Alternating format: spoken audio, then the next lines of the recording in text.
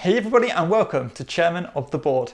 Today I'm talking about Letters from Whitechapel, which is a one versus many style game. It's a hidden movement style game, so all the players are going to be looking for where Jack the Ripper is in this case, because Jack the Ripper's got to go and try and kill a bunch of prostitutes, and the police, who the other players are playing, have got to try and find where he is and arrest him. The game takes about an hour and a half to play and plays up to 6 players, I believe. Obviously, one person playing Jack the Ripper and the others playing police officers. This game is pretty simple mechanically. It's a game where basically the game is going to start by having a bunch of white pawns on the board on this huge, lovely, gorgeous map of London. One of the I think they're called, I don't even know what they're called in this game, like they're prostitutes, let's be honest, is killed. And then from there, it's going to be your kind of reference point to where Jack is, and he's got to go find his way to his base, which is a predetermined point on the map. And then the police officers are going to try and almost find his path or trace his path to ultimately deduce where he is and arrest him. That's pretty much how the game works. You're going to be moving point to point on this map. All the different points have got numbers on. So secretly, Jack the Ripper is going to be marking from where he's moving. So he might say, I don't know, he's on space number 13 and he moves to number 15. And then the police will have a chance to move around and try guess a bunch of places where he is. Jack has some tools at his kind of disposal as well, such as using like trams to move 2 spaces at once. And that lets you move through cops as well, which is normally what you can't do.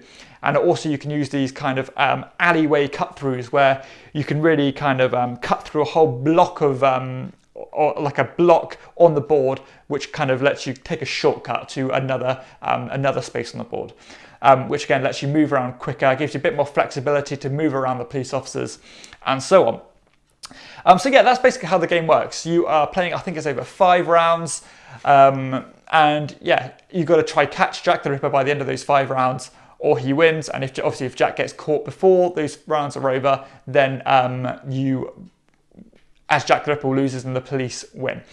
In terms of the kind of balance of the game, I think it's really well done. I think the rounds are very well kind of. They got a good tempo to them. It really does amp up because the more and more you play it, the more you narrow down where he could be. If you're Jack the Ripper, you want to try and lead the officers astray by maybe taking like a diversion, but at the same time you've got to be wary about getting back to your home base, because if you don't get back in the amount of, or the deadline of time that you get to get back to your base, then you automatically lose. So you've got to be a bit kind of misleading, but at the same time be conscious of getting back there in time. So I do enjoy that. It's a nice touch.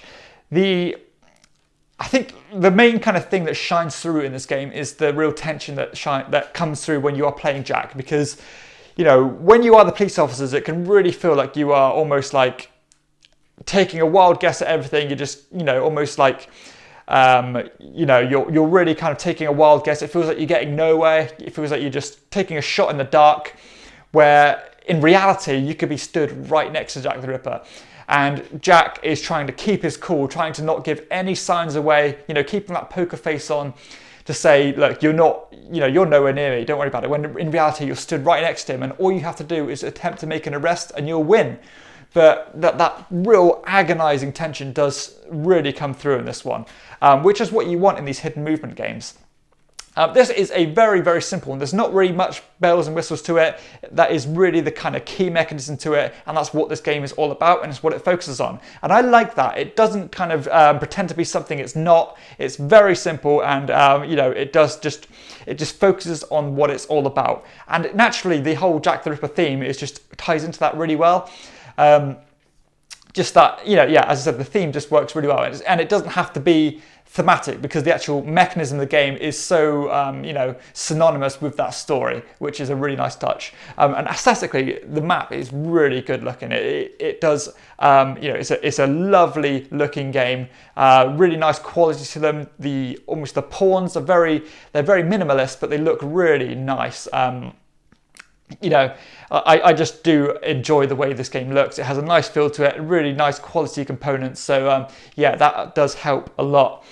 The game takes, I said, about an hour and a half, maybe I don't know, I'd say about an hour and a half at most player counts. It can take a bit longer than that if you're playing towards the higher player count, because you know, this game, if everyone's going in their own direction, and you know, if you're playing with 5 police officers, then everyone's going to have their own thought process and everyone's going to go their own way. I personally think this game plays so much better at 2 players, with one person taking control of all the police officers and one person playing Jack the Ripper. I think that really does make it a more of a kind of a battle of wits, a real kind of mind game. You have full autonomy over all the police officers if you're playing that way, rather than, you know, having 2 separate game plans. It kind of nullifies the whole alpha gamer thing in this, because this is a game that really is a bit susceptible to being an alpha gamer dominated style game, because you know, you are cooperatively working together, and if you are particularly good at these kind of deduction games, or you have a better, more experienced gamer, then I think you're more likely to take the reins and dictate other players what to do on their turns, rather than just letting them do what they think's best. Which optimally, you know, to be optimal, that's probably what you want to do. But at the same time, you want to give every player, you know, some autonomy and make them feel like they're doing something to contribute to the team. So yeah, that's something, a bit of a niggle with it. Also, being the police officers, and when you're not getting any success, you're not finding his track, you know, Jack's track that is, or you don't feel like you're anywhere near him, it can be an incredibly frustrating game. I personally get a bit frustrated with it. I got to try and kick myself, thinking, don't get so frustrated with it. You know, you're in the earlier round, you're just trying to find your bearings, but naturally I can't help it. I feel myself getting nowhere when I don't instantly find something. You've got to be quite a patient player, I think, to get the most out of this. And you know, if you're not, you want instant results, this can really kind of, as I said, frustrate you and make you feel a bit helpless at times. So something just to be wary of. Some people might really like that frustration. Personally, I do, but at the same time, I find it a bit deflating at times as well. So something just to be wary of there. And yeah, that concludes my review of Letters from Whitechapel. To be honest, it's a really solid hidden movement game, one that has a real classic feel to it. It doesn't have anything that doesn't need to be there. I said very simple mechanically, but loads of decisions to be made. You want to try and narrow down where Jack can be. If you're Jack, the tension is it's fantastic. Really, tremendous kind of tension that comes through in this one. And I think, to be honest, the game is more fun playing as Jack than what it is playing as the police officers. But, you know, take turns and everyone's going to have good fun. Yeah, a solid deduction game, really nice if you've got a higher player count, but bear in mind that it might take a bit longer. Try not to take the alpha gamer mindset. And yeah, just enjoy it. Nice simply to explain, but as I said, lots of decisions, very frustrating at times. But yeah, the theme comes through well for such a simple game. Lovely production, and yeah, one that I definitely recommend you check out if you like these style games. Yeah, definitely gets a good rating from me. Recommend it. So yeah, that concludes my review for Letters from Whitechapel. A good game. So if you have enjoyed the review, please hit like and subscribe to my channel, and check out my other videos too. For everyone else, I'll see you next time on Chairman of the Board. Bye.